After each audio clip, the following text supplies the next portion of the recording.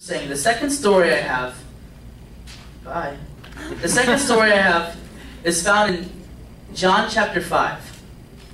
And the story here is that Jesus was walking in Jerusalem, and he was walking down a place, he's walking past this famous place called the Pool of Bethesda.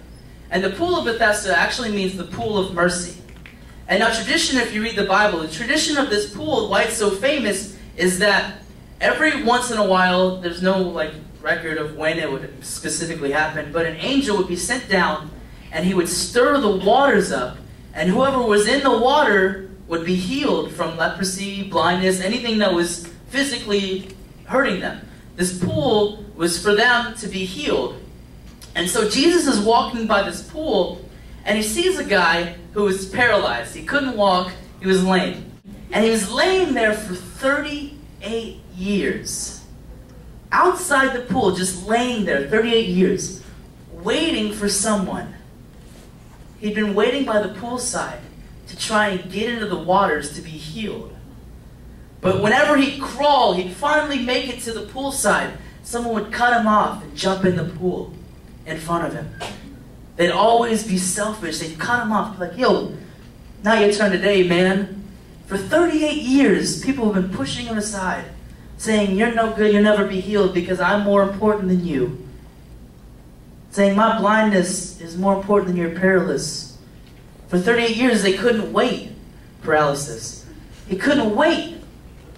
They couldn't wait one day. And so Jesus comes by and he sees this guy. He sees the guy that no one paid attention to. That no one was, oh, I'm too good for you. I don't even know you're there. And I didn't even see you there. Sorry, man, maybe next time. They didn't even pay attention to him. And so Jesus, he actually goes and he sees the guy that nobody paid attention to. And instead of helping him into the pool, Jesus does something even more important. He says, do you believe you can be healed? And the man says, yes, but I don't have anyone to help me into the pool. And she says, you know what, it doesn't matter. Because I've got the healing power. If you believe that I can heal you, get up and take your mat and walk. And in that moment, his paralysis was gone. He could get up. He had been waiting for someone to help him. And Jesus finally came along. And so Jesus pays attention to the ones we don't pay attention to. How many of you guys, school just let out, but how many of you guys can think of someone who sat alone during lunchtime? How many of you guys can think of someone who was beat up in the hallway and everyone just pointed and laughed at him? Where were you guys? Jesus was there paying attention because those people are important. He saw that the man with paralysis, he had greatness inside of him. But he was waiting for someone to give him a chance. The guy was waiting for someone to say, hey man, you're all right by me. Don't worry about what they say, they're nobody. Because I know Jesus, and I know that he can set you free from whatever you're going through. Your community is waiting for you to do that. There's people your age waiting for you to do that. And if you're that person, I want to let you know Jesus is there for you. Jesus is in your community waiting for you. He pays attention to you. He paid attention to those who are broken. And he saw the ignored person.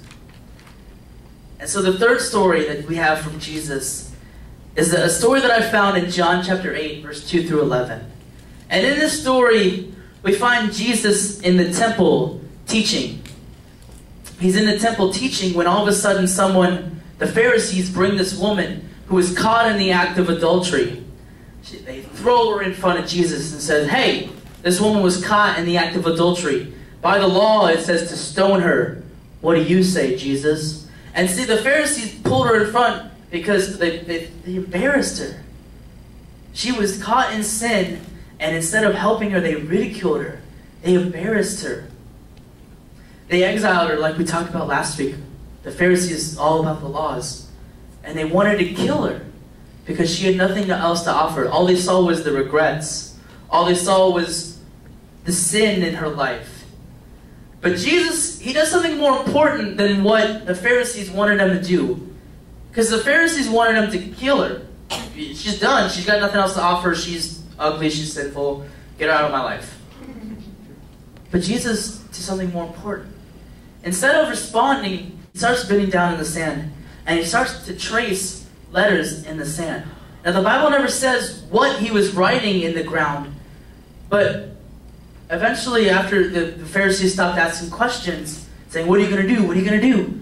But Jesus actually stood up and he said, if any one of you who accuse her are without sin, be the first to cast the stone.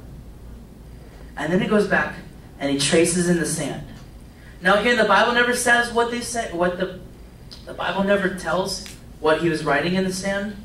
But this is just a side note. I really like to think that Jesus was writing out all the sins that the Pharisees committed. Saying, oh, she's an adulterer, but you're all these things. What makes you better than her?